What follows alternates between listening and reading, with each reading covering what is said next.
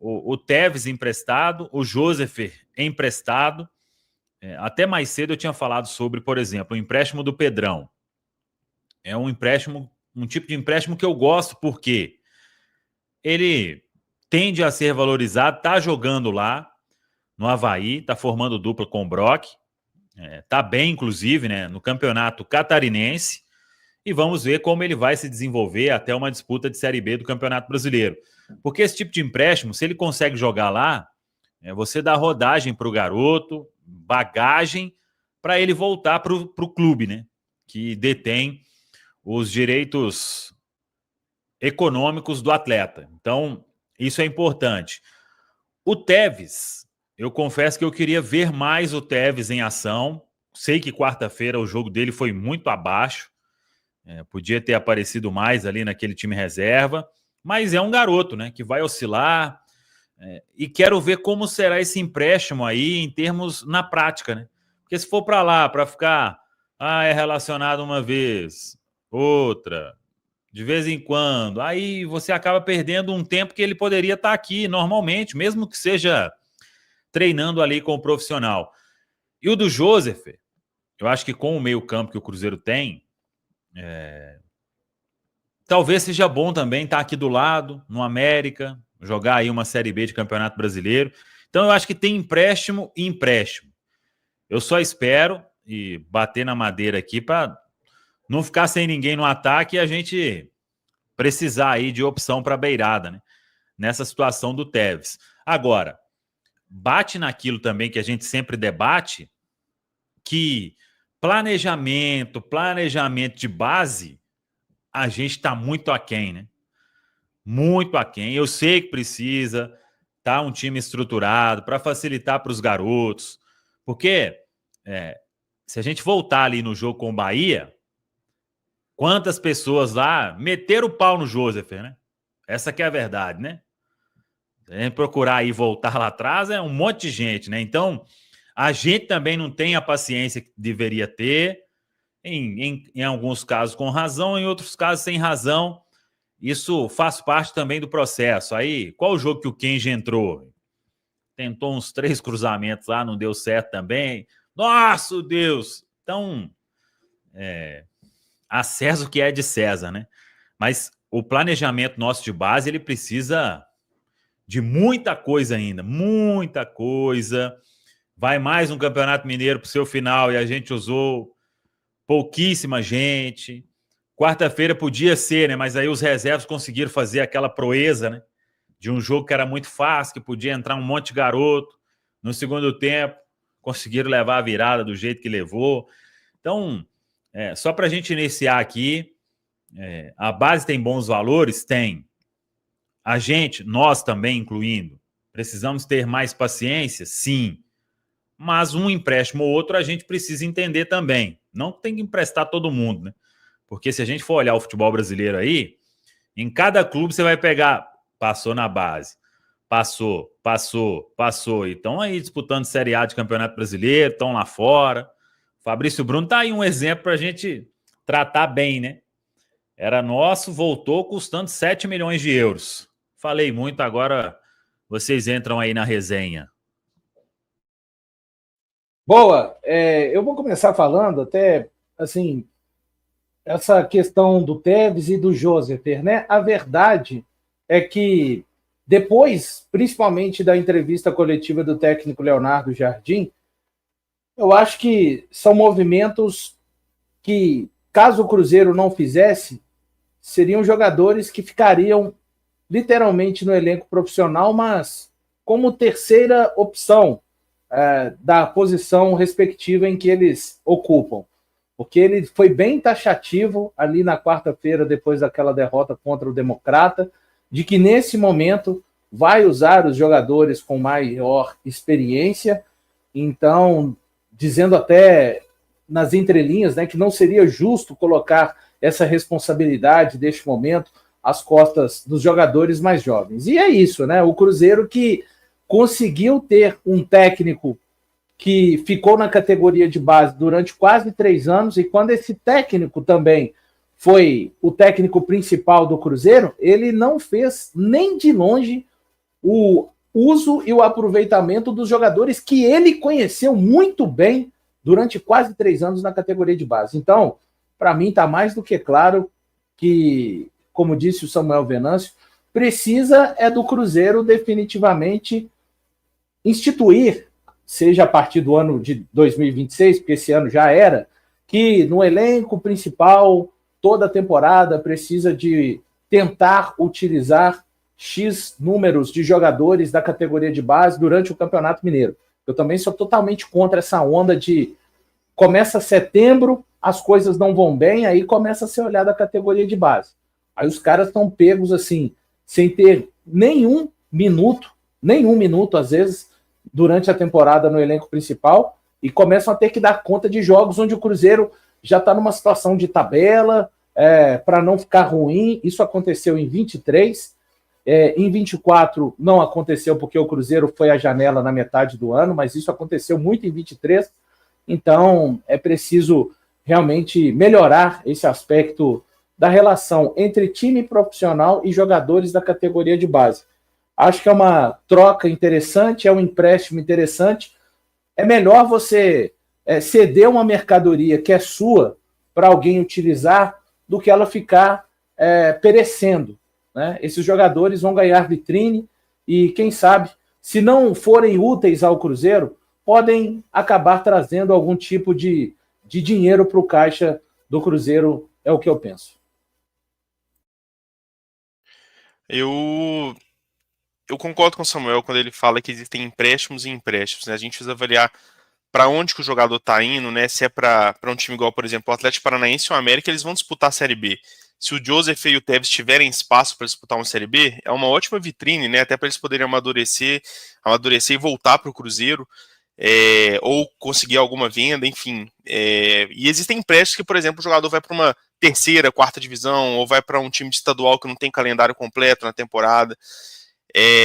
Eu acho assim que essa situação do Tevez foi muito mal aproveitada. Eu estava fazendo um levantamento e ele foi o único jogador sub-21 das categorias de base do Cruzeiro que teve oportunidade nesse Campeonato Mineiro. A gente tem outros bons meninos, né, que poderiam ser utilizados. O próprio Joseph, né, que foi lá para a Copa São Paulo. O Bruno Alves, que não teve espaço, né, depois, mesmo com a falta de zagueiros, ele ainda não teve uma oportunidade. E a gente vai se aproximando das principais competições aí do ano sem ter testado esses garotos, né? Mais um campeonato estadual que a gente, em vez de, por exemplo, no jogo contra o Itabirito, fez 4-0 no primeiro tempo, tem o segundo tempo todo para poder dar minuto para o pessoal, aí vai entrar sempre os mesmos jogadores que a gente já sabe que são importantes, que são consolidados, que vão ficar no elenco, né? Mas na hora de ter oportunidade para poder testar, a gente não usa os meninos. Acho que tem muito da nossa culpa também, a gente, né, olhar para si mesmo para poder entender um pouquinho de paciência a mais com os jogadores que estão subindo, precisa de um tempo de dedicação. Acho que também tem que entrar muito na prática, né? É muito bonito o treinador chegar aqui e falar que ama a categoria de base, que ama desenvolver jovens jogadores, e na prática ele não dá esses minutos, ele não consegue fazer essa gestão de elenco, né? Não me lembro qual foi o último treinador que talvez conseguiu ter uma paciência para colocar esses meninos, talvez o Pesolano ali na Série B, mas muito mais por uma questão institucional, né, da diretoria do Ronaldo colocar essa, igual o Valu comentou, porcentagem do elenco tem que ter jogador da base. E aí o Pesolano realmente dava oportunidades, o Kaique entrou naquele jogo contra o Vasco, que era o jogo de decisão para poder subir para a primeira divisão, o Kaique foi o lateral esquerdo titular, surpreendendo muita gente, fez um grande jogo. Então, assim, eu acho que tem um pouquinho de culpa de todo mundo, é uma questão meio que global dentro do Cruzeiro, né? Tem que melhorar um pouco em cada parte, a torcida, a diretoria, o próprio treinador que está lá dentro, os próprios meninos entrarem correspondendo, porque realmente o Tevez na quarta-feira ele fez um jogo muito abaixo, achei que ele escondeu muito na partida, quando ele teve a bola no pé ele foi mal. Então, assim, eu lamento pela falta de planejamento, né? Ano passado aí foi a questão do Japa, o Vitinho, esse ano agora o Tevez, o próprio Vitinho novamente. E assim, quem que vai ser ano que vem, né? Não adianta nada o Cruzeiro tá chegando nas principais finais aí nas competições de base, sendo que a gente não consegue pegar esses meninos da base e colocar no profissional de forma que eles possam render. Claro que se o time tiver melhor, tiver mais encaixado, com o tempo esses garotos vão conseguir entrar, mas eu acho que dava para poder fazer melhor com o estado que a gente já está como equipe hoje. E é torcer, né, para que no Atlético Paranaense o Tevez tenha minutos, que o Joseph tenha minutos lá no América, porque realmente, se eles forem para lá ficar no banco e não ter as oportunidades, não fez sentido nenhum tirar eles do elenco aqui para poder treinar só com um elenco que é inferior ao nosso. Então, vamos ver como é que vai ser esses empréstimos aí ao longo do ano. Isso aí que o Valu falou, de chegar na reta final ali, quando a coisa já está bem ruim, e começar a olhar para a base e a usar a base, quase sempre está errado, né? Isso aí, tudo bem, deu certo no Cruzeiro, ajudou em 2023, não foi só isso, né? Teve uma série de coisas, né? A gente lembra aí, todo mundo lembra do gol do Hobbit, mas teve uma série de coisas ali, né? Aquela dupla ali do Seabra com... Não fugiu aqui agora. Mas, então teve uma série de coisas, né? Com o Autuori, exatamente, com o Paulo Autuori. Então, isso quase sempre dá errado. Agora a questão é o seguinte, há quanto tempo você deu um exemplo muito bom do Pessolano, Bernardo, mas o Pessolano chegou a um ponto que ele não precisava desesperadamente de 3 pontos. E aí você pega 2023, 2024, 2025, e o Cruzeiro vem a cada jogo desesperadamente precisando dos 3 pontos. E aí começa a ficar difícil, a gente sempre fala aqui, o Samuel falou, é muito bom você ter um time estruturado para colocar garotos, para dar oportunidade para esses garotos. E o Cruzeiro não está tendo isso.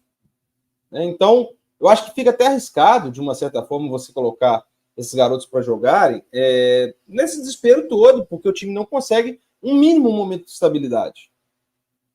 Então, por isso que eu acho uma boa esses empréstimos aí, principalmente porque são para times que vão jogar a Série B em geral aí, né, tirando o Fernando, né? São para times que vão estar na Série B, então vão ter uma oportunidade num campeonato com um nível técnico menor, um nível físico bom, né? A gente acompanhou, então acho que eles têm uma oportunidade de evoluir fisicamente também. Tá pensando muito nisso, Série B é um campeonato muito físico, né? Então vão ter a oportunidade de evoluir fisicamente, de estar, né, tendo minutos em times que estão numa competição de um nível técnico menor, coisa que dificilmente teriam no Cruzeiro, até pela temporada que vai se desenhando, que eu espero que não concretize, mas que é o que vai desenhando aí, Patricão. Ô, Patrick, só antes de você ir, só para comentar um ponto do Rafa, Rafa, eu entendo essa questão de pressão de precisar de pontos, mas a gente não precisava de pontos no Campeonato Mineiro agora, sabe? Não precisava. A gente livrou do rebaixamento em 2024 com muita antecedência. E mesmo jogando com time reserva, com vários jogadores limitados, a base não teve oportunidade. O Pesolano lá em 2022, no próprio Campeonato Mineiro, o mesmo mineiro que a gente está disputando agora, ele usou Giovanni Jesus, ele usou o Mitkov, ele usou o Rafael Santos na lateral esquerda, ele usou o Vitor Roque, que claro, era um craque. Era obrigado, mas, assim, inclusive, né, Bernardo? Exato. Ou era isso ou era nada. As primeiras rodadas da Série B, que foram uma loucura, aquelas vitórias contra o Brusque em casa, aquele 1-0 suado que o Edu fez o gol. Aquele jogo tinha vários meninos da base, o Cruzeiro ele não estava para subir. O Cruzeiro estava começando a campanha da Série B depois de 2 anos pressionado.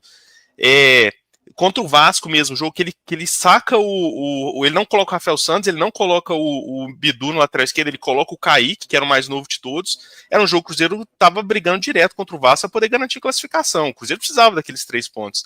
Então eu acho que, assim, claro, não passou por uma pressão de rebaixamento, mas todos eram jogos decisivos, assim, que ou não tinham a mesma importância em questão de estadual, igual a gente não tinha importância agora, tinham jogos para poder utilizar, e em vez de colocar os meninos da base, entrou, ao longo dos anos, Ramiro, entrou Lucas Silva, entrou jogador X, Y, que a gente está cansado de ver no profissional, que não vai mudar, são jogadores que não vão evoluir. Então a gente tem a oportunidade na mão e deixa passar. Isso que é a frustração diária. Mas você citou o jogo do Vasco, Bernardo, mas ali tudo bem, Cruzeiro era um jogo importante, mas ele teria quantas oportunidades a partir dali, né?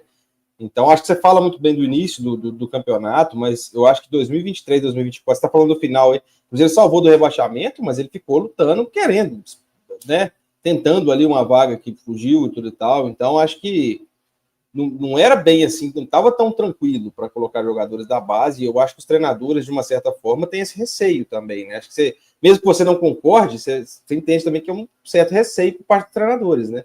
Essa pressão que fica. Mas aí é a situação, ou se a gente tá brigando para não cair, ou se a gente tá aspirando a classificar para Libertadores, a gente não pode usar os meninos, a gente vai poder usar só quando a gente estiver no meio da tabela? Não faz sentido.